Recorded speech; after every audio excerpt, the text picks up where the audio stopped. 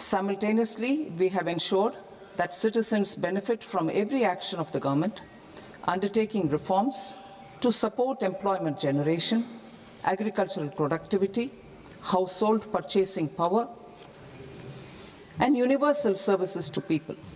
These measures have delivered a high growth rate of around 7% and helped us make substantial strides in poverty reduction and improvement in the lives of our people. Today, we face an external environment in which trade and multilateralism are impaired and access to resources and supply chains are disrupted. New technologies are transforming production systems while sharply increasing demands on water, energy, and critical minerals. India will continue to take confident steps towards Vikasit Bharat, balancing ambition with inclusion. As a growing economy with expanding trade and capital needs, India must also remain deeply integrated with global markets, exporting more and attracting stable long-term investment. As I begin part A, I want to express my gratitude to the people for standing firmly with us as we forge our way together towards becoming one of the largest economies of the world.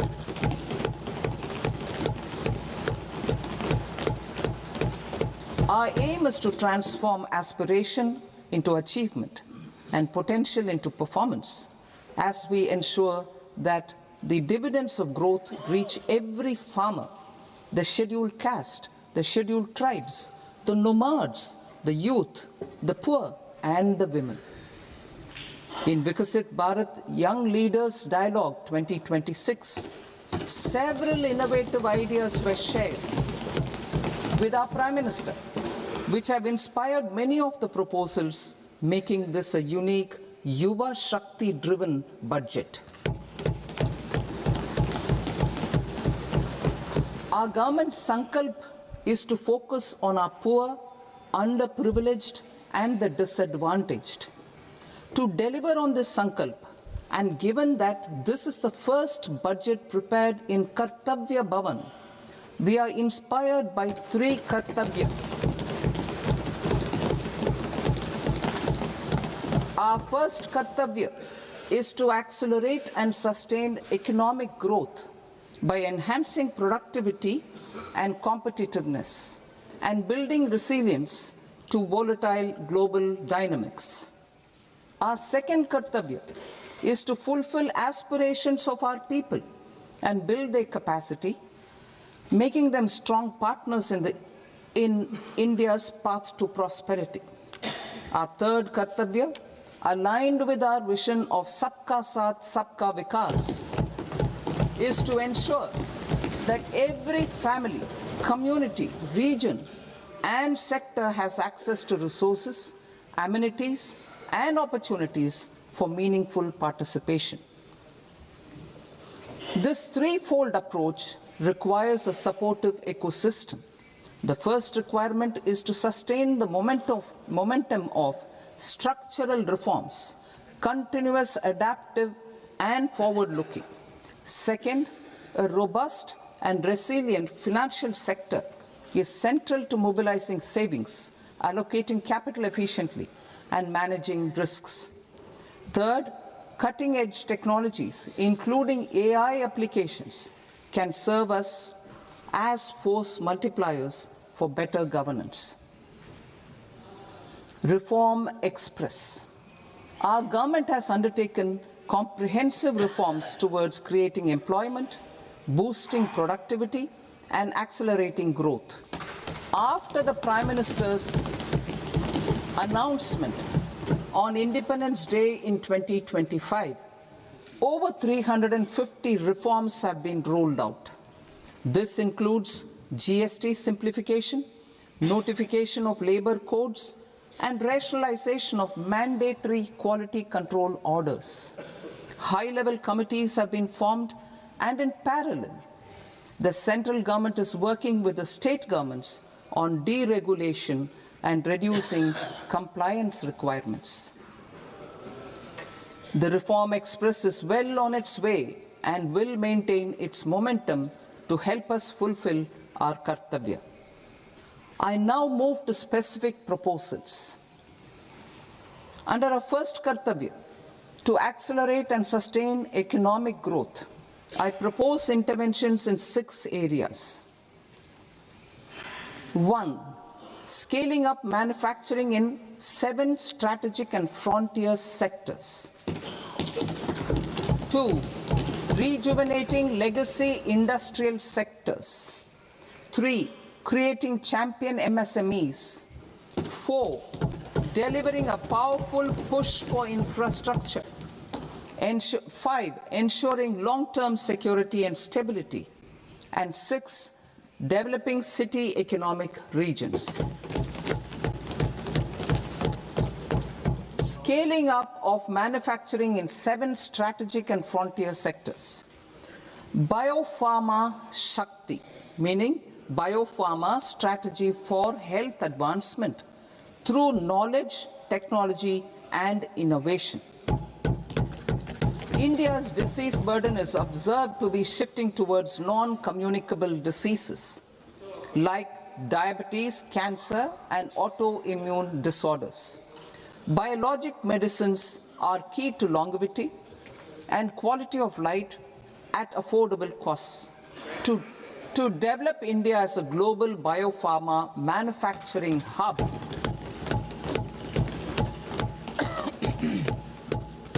I propose the Biopharma Shakti with an outlay of 10,000 crores over the next 5 years.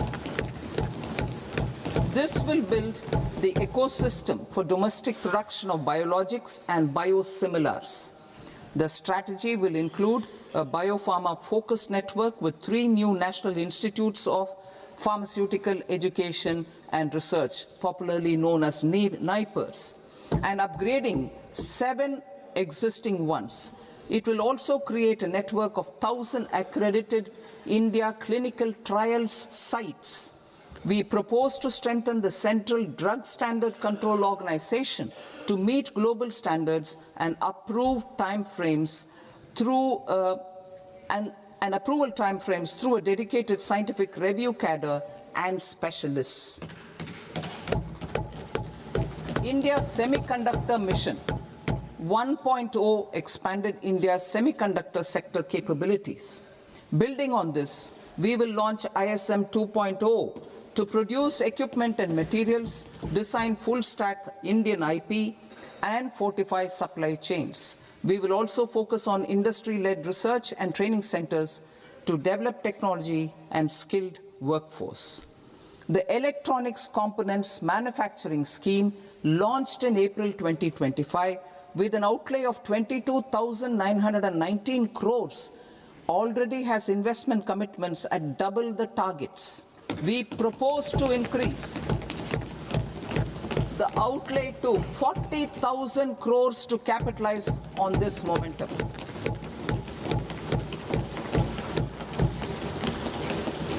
A scheme for rare earth permanent magnets was launched in 2025 November.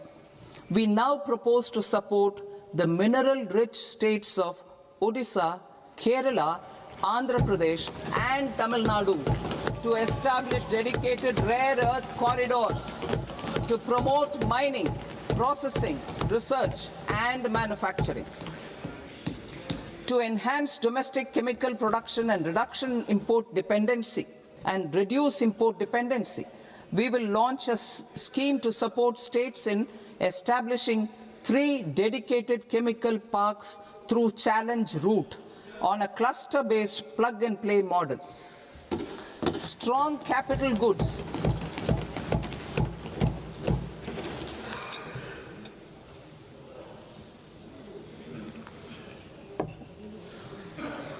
Strong capital goods capability is a determinant of productivity and quality across different sectors. Towards building this capacity, I propose the following. High-tech tool rooms will be established by central public sector enterprises at 2 locations as digitally enabled automated service bureaus that locally design, test and manufacture high precision components at scale and at lower cost. 2. A scheme for enhancement of construction and infrastructure equipments will be introduced to strengthen domestic manufacturing of high value and technologically advanced CIE. This can range from lifts in a multi-storied apartment or firefighting equipment in multiplexes, large or small, and to tunnel boring equipments for building metros and high-altitude roads. I also propose a scheme for container manufacturing to create a globally competitive container manufacturing ecosystem with a budgetary allocation of 10,000 crores over a 5-year period. For the labor-intensive textile sector, I propose an integrated program with 5 subparts. 1. The National Fiber Scheme for self-reliance in natural fibers, such as silk, wool and jute, man-made fibers, and new age fibers. Textile expansion and employment scheme to modernize traditional clusters with capital support for machinery, technology upgradation, and common testing and certification centers. 3. The National Handloom and Handicraft Program to integrate and strengthen existing schemes and ensure targeted support for weavers and artisans. Tex Eco Initiative to promote globally competitive and sustainable textiles and apparels. Samarth 2.0 to modernize the upgrade the textile skilling ecosystem through collaboration with industry and academic institutions. Further, I propose to set up mega textile parks in challenge mode. They can also focus on bringing value addition to technical textiles. I propose to launch the Mahatma Gandhi Gram Swaraj initiative to strengthen khadi, handloom and handicrafts. This will help in global market linkage and branding. It will streamline and support training, skilling, quality of process and production. This will benefit our weavers, village industries, one district, one product ODOP initiative, and also our rural youth. India has the potential to emerge as a global hub for high quality, affordable sports goods. I propose a dedicated initiative for sports goods that will promote manufacturing, research, and innovation in equipment design as well as material sciences. Rejuvenation of legacy industrial clusters. I propose to introduce a scheme to revive 200 legacy industrial clusters to improve their cost competitiveness and efficiency through infrastructure and technology upgradation. Creating champion SMEs and supporting micro enterprises. Recognizing MSMEs as a vital engine of growth, I propose a 3-pronged approach to help them grow as champions. Equity support. I propose to introduce a dedicated 10,000 crores SME growth fund to create future champions, incentivizing enterprises based on select criteria. I also propose to top up the Self-Reliant India Fund set up in 2021 with 2,000 crores to continue support to micro enterprises and maintain their access to risk capital.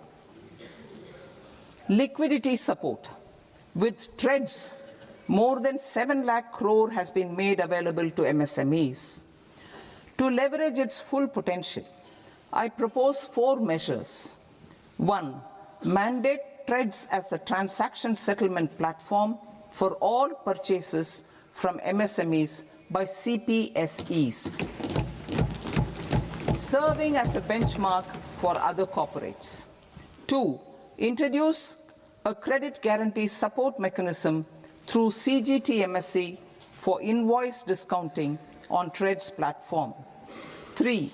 Link GEM with TREADS for sharing information with financiers about government purchases from MSMEs, encouraging cheaper and quicker financing. 4. Introduce TREADS receivables as asset-backed securities, helping develop a secondary market, enhancing liquidity and settlement of transactions. Professional support. Government will facilitate professional institutions such as the ICAI, ICSI, ICMAI to design short-term modular courses and practical tools to develop a cadre of corporate mitras, especially in Tier 2 and Tier 3 towns. These accredited para-professionals will help MSMEs meet compliance requirements at affordable costs. Infrastructure. During this past decade, our government has undertaken several initiatives for large-scale enhancement of public infrastructure, including through new financing instruments such as Infrastructure Investment Trust (InvITs) and Real Estate Investment Trust (REITs), and institutions like NIIF and NABFID. We shall continue to focus on developing infrastructure in cities with over 5 lakh population, that is Tier 2, Tier 3 cities, which have expanded to become growth centers. Public capital expenditure has increased manifold from 2 lakh crore in 2014-15 to an allocation of 11.2 lakh crore in BE 25-26. In this coming year, that is financial year 2026-27, I propose to increase it to 12.2 lakh crores to continue the momentum. To strengthen the confidence of private developers regarding risks during infrastructure development and construction phase, I propose to set up an infrastructure risk guarantee fund to provide prudentially calibrated partial credit guarantee to lenders. Over the years, REITs have emerged as a successful instrument for asset monetization. I propose to accelerate recycling of significant real estate assets of the CPSEs through the setting up of dedicated REITs. To promote environmentally sustainable movement of cargo, I propose to 1. Establish new dedicated freight corridors connecting Dankuni in the east to Surat in the west. Operationalize 20 new national waterways over the next 5 years, starting with National Waterways 5 in Orissa to connect mineral-rich areas of Talcher and Angul and industrial centers like Kalinga Nagar to the ports of Paradeep and Dhamra. Training institutes will be set up as regional centers of excellence for development of required manpower for these waterways. This will benefit youth in the entire stretch of the waterways to train and acquire skills. Further, a ship repair ecosystem catering to inland waterways will also be set up at Varanasi and Patna. And C. Launch a coastal cargo promotion scheme for incentivizing a modal shift from rail to road to increase the share of inland waterways and coastal shipping from 6% to 12% by 2047. To enhance last mile and remote connectivity and promote tourism, I propose to give incentives to indigenize manufacturing of seaplanes. A seaplane VGF scheme will be also introduced to provide support for operations. Carbon capture, utilization and storage. Aligning with the roadmap launched in December 2025, the carbon capture, utilization and storage technologies at scale will achieve higher readiness and in end-use application across 5 industrial sectors, including power, steel, cement, refineries, and chemicals. An outlay of 20,000 crore is proposed over the next 5 years for this purpose. City economic regions. Cities are India's engines of growth, innovation, and opportunities.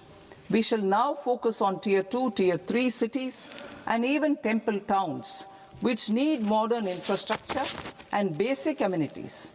This budget aims to further amplify the potential of cities to deliver the economic power of agglomerations by mapping city economic regions based on their specific growth drivers.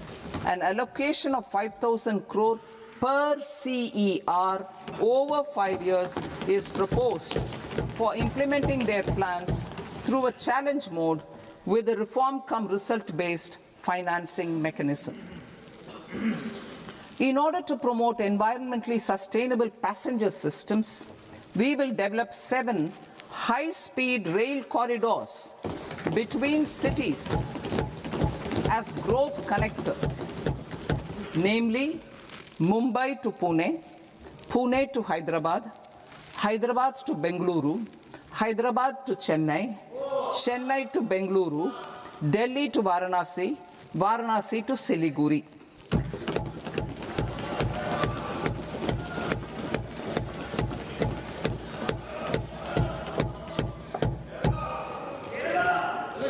Financial sector. The Indian banking sector today is characterized by strong balance sheet, historic highs in profitability, improved asset quality, and coverage exceeding 98% of villages in the country. At this juncture, we are well placed to futuristically evaluate the measures needed to continue on the path of reform-led growth of this sector. I propose setting up a high-level committee on banking for Vikasit Bharat. High-level committee on banking for Vikasit Bharat to comprehensively review the sector and align it with India's next phase of growth, while safeguarding financial stability, inclusion, and consumer protection. The vision for NBFCs for Vikasit Bharat has been outlined with clear targets for credit disbursement and technology adoption in order to achieve scale and improve efficiency in the public sector NBFCs. As a first step, it is proposed to restructure the Power Finance Corporation and Rural Electrification Corporation. I propose a comprehensive review of the foreign exchange management non-debt instruments rules to create a more contemporary, user-friendly framework for foreign investments consistent with India's evolving economic priorities. Corporate bond market. I propose to introduce a market-making framework with suitable access to funds and derivatives on corporate bond indices. I also propose to introduce total return swaps on corporate bonds. Municipal bonds. To encourage the issuance of municipal bonds of higher value by larger cities, I propose an incentive of 100 crore rupees for a single bond issuance. 100 crore rupees for a single bond issuance of more than 1,000 crore. The current scheme under Amrit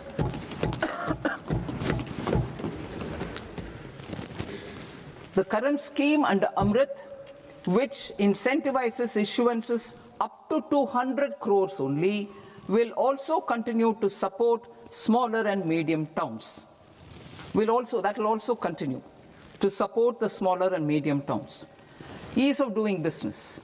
Individual persons resident outside India, PROI, will be permitted to invest in equity instruments of listed Indian companies through the Portfolio Investment Scheme.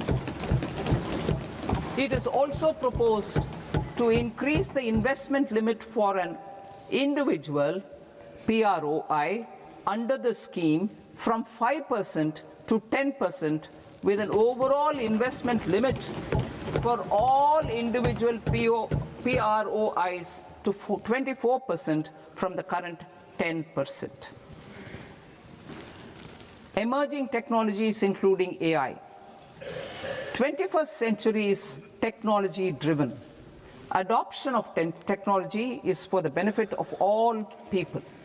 Farmers in the field, women in STEM, youth keen to upskill, and Divyangjan to access newer opportunities.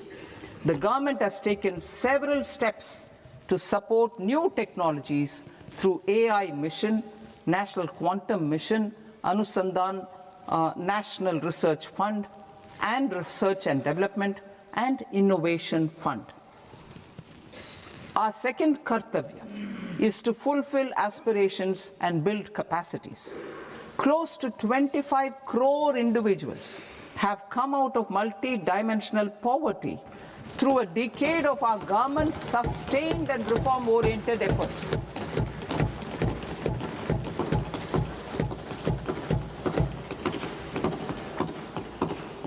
Our government has therefore decided to place a renewed emphasis on the service sector to provide a pathway to fulfilling aspirations of a youthful India with the following measures. I propose to set up a high-powered Education to Employment and Enterprises Standing Committee to recommend measures that focus on services sector as a core driver of Vikasit Bharat. This will make us a global leader in services with a 10% global share by 2047. The committee will prioritize areas to optimize the potential for growth, employment, and exports. They will also assess the impact of emerging technologies, including AI, on jobs and skill requirements and propose measures thereof. To create a range of skilled career pathways, a new range of skilled career pathways for our youth, I propose interventions in the following sectors. Health. Existing institutions for allied health professionals will be upgraded and new AHP institutions established in private and government sectors. This will cover 10 selected disciplines, including optometry, radiology, anesthesia, OT technology, applied psychology, and behavioral health, and add 1 lakh AHPs over the next 5 years. A strong care system covering geriatric and allied care services will be built. A variety of NSQF-aligned programs will be developed to train multi-skilled caregivers, combining core care and allied skills such as wellness, yoga, and operation of medical assistive devices. In the coming year, 1.5 lakh caregivers will be trained.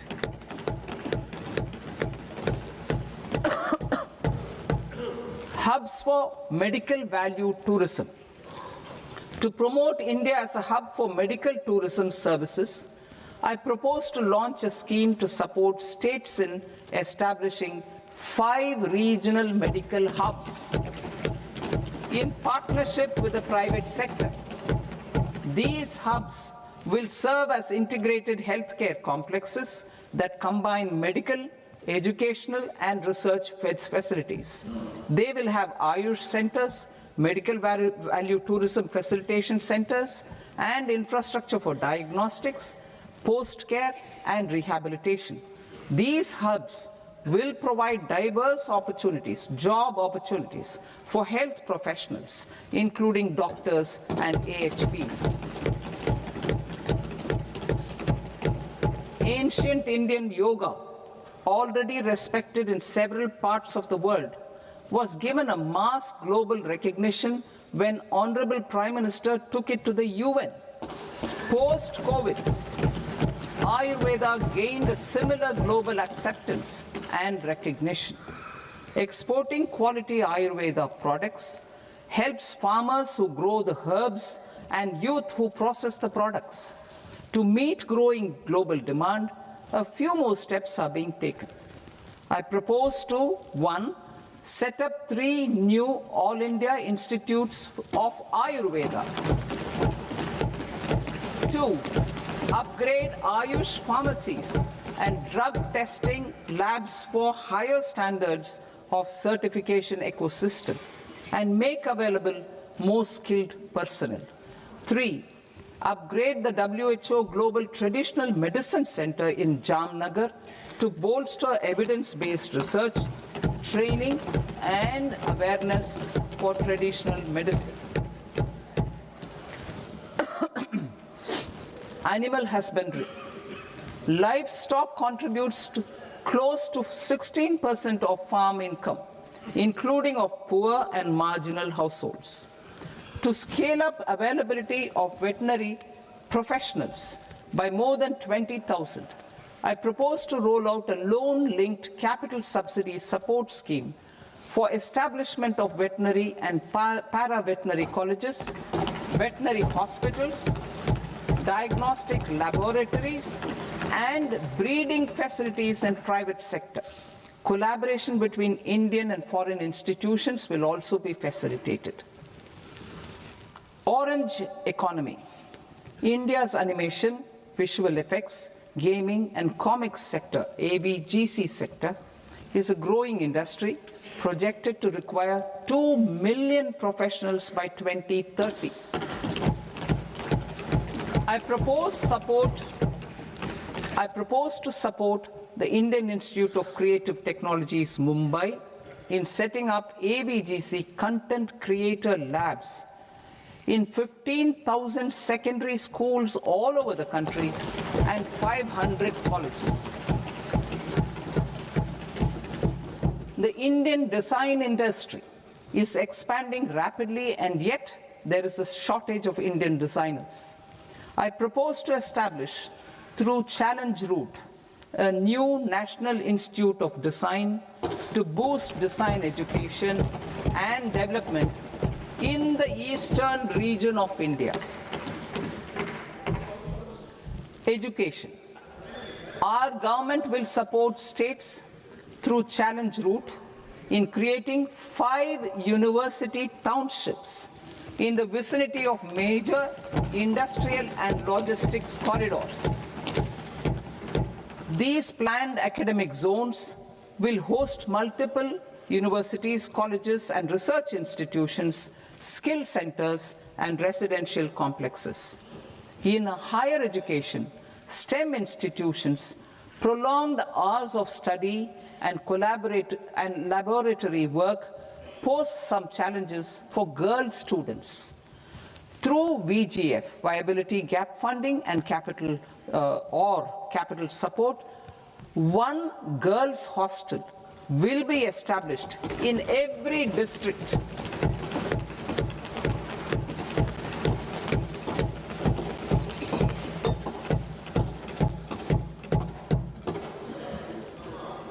To promote astrophysics and astronomy via immersive experiences, 4 telescope infrastructure facilities will be set up or upgraded.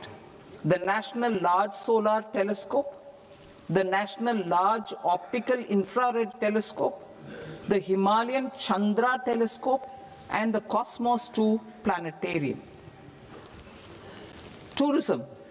The tourism sector has the potential to play a large role in the employment generation, forex earnings, and expanding the local economy. I propose to set up a National Institute of Hospitality by upgrading the existing National Council for Hotel Management and Catering Technology. It will function as a bridge between academia, industry, and government. I also propose a pilot scheme for upskilling 10,000 guides in 20 iconic tourist sites through a standardized, high-quality, 12-week training course in hybrid mode in collaboration with the Indian Institute of Management. A national destination digital knowledge grid will be established to digitally document all places of significance, cultural, spiritual, and heritage. This initiative will create a new ecosystem of jobs for local researchers, historians, content creators, and technology partners.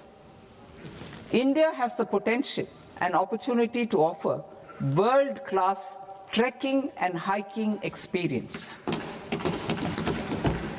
We will develop ecologically sustainable mountain trails in Himachal Pradesh, Uttarakhand, and Jammu Kashmir. Also in Araku Valley in the Eastern Ghats and Podigai Malai in the Western Ghats. Turtle trails along key nesting sites in the coastal areas of Odisha, Karnataka, and Kerala. And 3 bird watching trails along the Pulikat Lake in Andhra Pradesh, Tamil Nadu. It's on the border. Under the visionary leadership of Honorable Prime Minister, we established the International Big Cat Alliance in 2024. This year, India is hosting the first ever Global Big Cat Summit, where heads of governments and ministers from 95 range countries will deliberate on collective strategies for conservation. Heritage and culture tourism. I propose to develop 15 archaeological sites, including Lothal, Dholavira, Rakhi Gadi, Adichanallur, Saranath, Hastinapur, and Leh Palace into vibrant experiential cultural destinations. Excavated landscapes will be open to the public through curated walkways.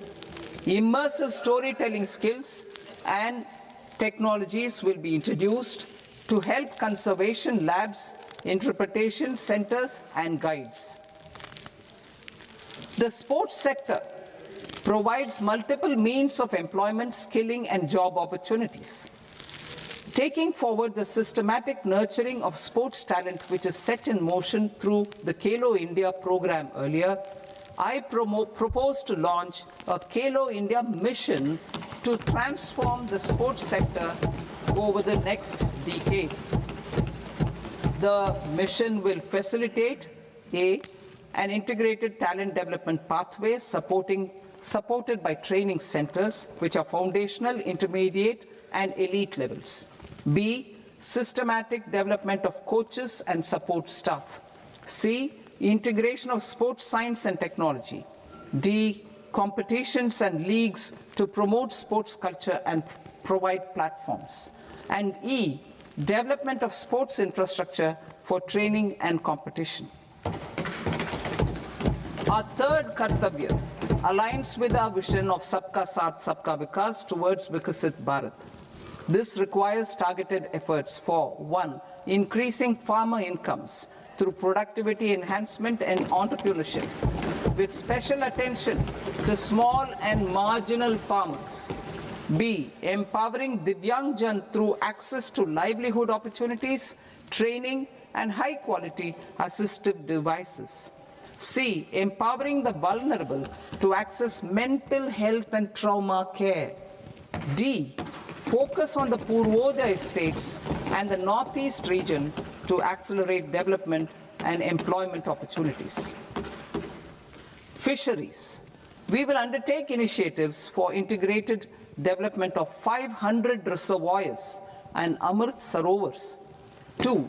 Strengthen the fisheries value chain in coastal areas and enable market linkages involving startups and women-led groups together with fish farmer producer organizations. Animal husbandry. To provide quality employment opportunities in rural and peri-urban areas, we will support the animal husbandry sector in entrepreneurship development through A.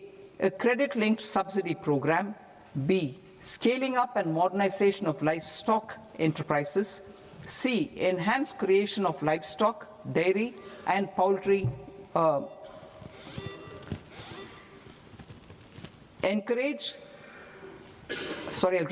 enhanced creation of livestock, dairy, and poultry-focused integrated value chains, and D. Encourage creation of livestock farmer-producer organizations. High-value agriculture.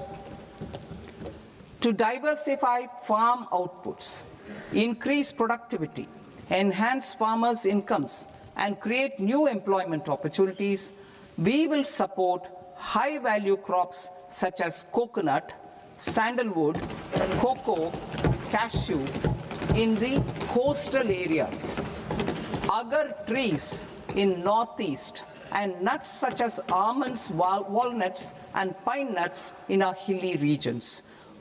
All of them will be supported. India is the world's largest producer of coconuts. About 30 million people, including nearly 10 million farmers, depend on coconuts for their livelihood.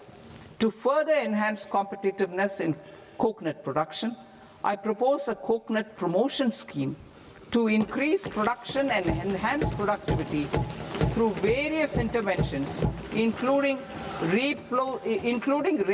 replacing and non-productive trees with new saplings or plants or varieties in major coconut growing states. A dedicated program is proposed for Indian cashew and cocoa to make India self-reliant in raw cashew and coconut production and processing, enhance export competitiveness, and transform Indian cashew and Indian cocoa into premium global brands by 2030. Sandalwood. Sandalwood is closely linked to India's social and cultural heritage. Our government will partner with state governments to promote focused cultivation and post-harvest processing to restore the glory of the Indian sandalwood ecosystem, to rejuvenate old, low-yielding orchards, and expand high-density cultivation of walnuts, almonds, and pine nuts. We will support a dedicated program to enhance farmer incomes and in bringing value addition by engaging youth. Bharat Vistar, that is virtually integrated system to access agricultural resources. I propose to launch Bharat Vistar, a multilingual AI tool that shall integrate the AgriStack portals and the ICAR package on agricultural practices with AI systems. This will enhance farm productivity, enable better decisions for farmers, and reduce risk by providing customized advisory support. She Marts for rural women-led enterprises. Building on the success of Lakpati Didi program, I propose to help women take the next step from credit-linked livelihoods to being owners of enterprises. Self-help entrepreneur She marts will be set up as community-owned retail outlets within the cluster-level federations through enhanced and innovative financing instruments. Empowering Divyangjan. Divyangjan Kaushal Yojana. Information technology, AVGC sectors, hospitality and food and beverages sectors often offer task-oriented and process-driven roles which are suitable for Divyangjan. We will ensure dignified livelihood opportunities through industry-relevant and customized training specific to each Divyangjan group. Divyang Sahara Yojana. Timely access to high-quality assistive devices for all eligible Divyangjan is a fundamental need. I propose to 1. Support the Artificial Limbs Manufacturing Corporation of India, ALIMCO, to set up and to scale up production of assistive devices, invest in R&D and AI integration, strengthen PM Divyasha Kendras, and support setting up of assistive technology marts as modern retail style centers where Divyangjan and senior citizens can see, try and purchase assistive products. Reaffirming our commitment to mental health and trauma care. There are no national institutes for mental health care in North India. We will therefore set up a NIMHANS 2 and also upgrade national mental health institutes in Ranchi and in Tezpur as regional apex institutions. Emergencies expose families, particularly the poor and vulnerable, to unexpected expenditure. We will strengthen and increase these capacities by 50% in district hospitals by establishing emergency and trauma care centers. Focus on Purvodaya states and northeastern regions. Purvodaya. I propose the development of an integrated East Coast industrial corridor with a well-connected node at Durgapur, creation of 5 tourism destinations in 5 Purvodaya states, and the provision of 4,000 e-buses.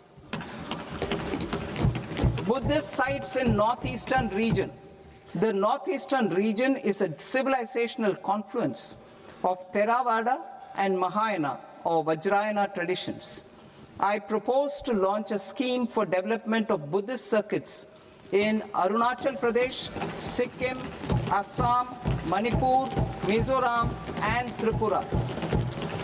The scheme will cover preservation of temples and monasteries, pilgrimage interpretation centers, connectivity, and pilgrim amenities. 16th Finance Commission.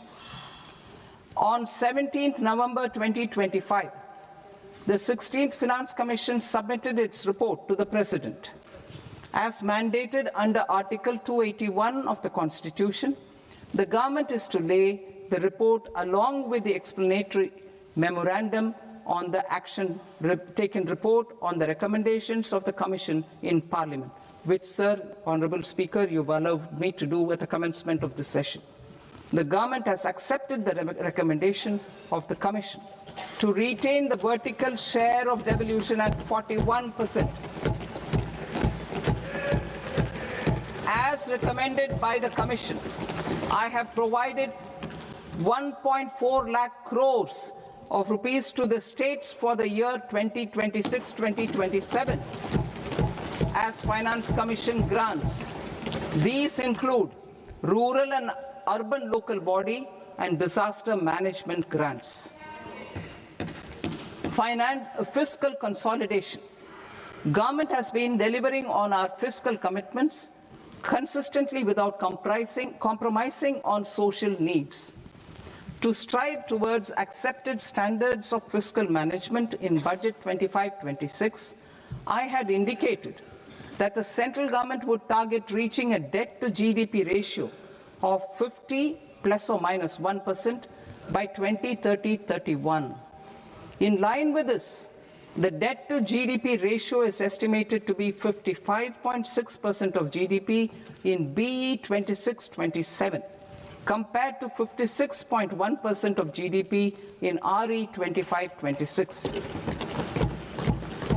A declining debt to GDP ratio will gradually free up resources for priority sector lending and expenditure by reducing the outgo on interest payments. One of the main operational instruments for debt targeting is the fiscal deficit. I am happy to inform this august House that I fulfilled my commitment made in 2021-2022 to reduce fiscal deficit below 4.5% of GDP by 25-26.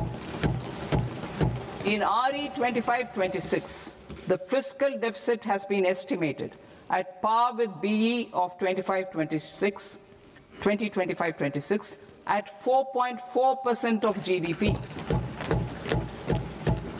In line with the new fiscal prudence path of debt consolidation, the fiscal deficit in BE 26-27 is estimated to be 4.3% of the GDP.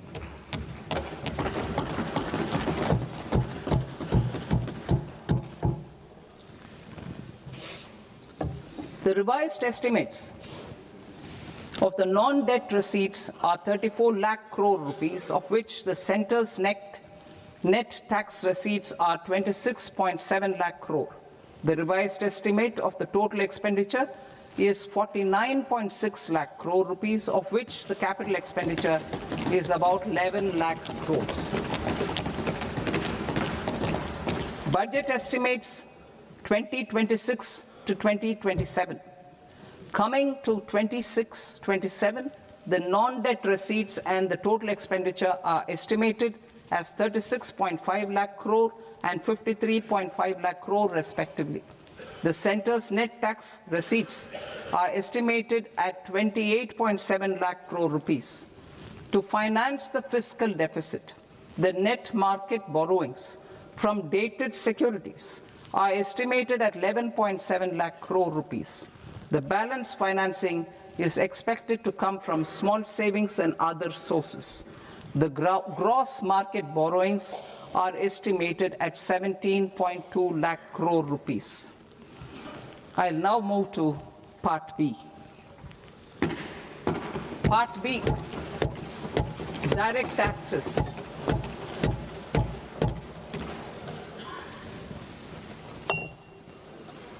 Honorable Speaker, sir, I now present my proposals on direct taxes. New Income Tax Act. In July 2024, I announced a comprehensive review of the Income Tax Act 1961. This was completed in a record time, and the Income Tax Act 2025 will come into effect from 1st April 2026. The simplified income tax rules and forms will be notified shortly, giving adequate time to taxpayers to acquaint themselves with its requirements. The forms have been redesigned such that ordinary citizens can comply without difficulty. Ease of living. I propose that any interest awarded by the Motor Accident Claims Tribunal to a natural person will be exempt from income tax, and any TDS on this account will be done away with. I propose to reduce TCS rate on the sale of overseas